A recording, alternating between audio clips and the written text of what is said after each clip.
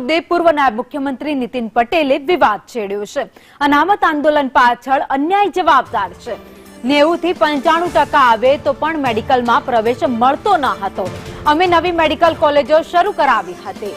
સવર્ણ સમાજના છોકરાઓને એડમિશન મળતું ન હતું। મેડિકલ કોલેજોમાં પૂરતી બેઠકો ન હતી તેવો વિવાદ નીતિન પટેલે છેડ્યો છે।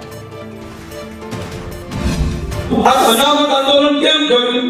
અનામત આંદોલન એટલા માટે થયું કે 90% 95% માર્ક્સ સામાન્ય વર્ગના બિન અનામત વર્ગના છોકરા છોકરીને આવે, પણ 95% આવે, 92% આવે તો પણ એને કદાચ મેડિકલની સીટો ગુજરાતમાં ભારતમાં ઓછી હતી ત્યારે એડમિશન નતું મળતું। હવે વધારે એડમિશન લેવા હોય ત્યારે ના મળે એટલે જ્યારે બહુ જ ટકા આવ્યા હોય એ વિદ્યાર્થીને અસંતોષ થાય, એના મા બાપને અસંતોષ થાય। એના કારણે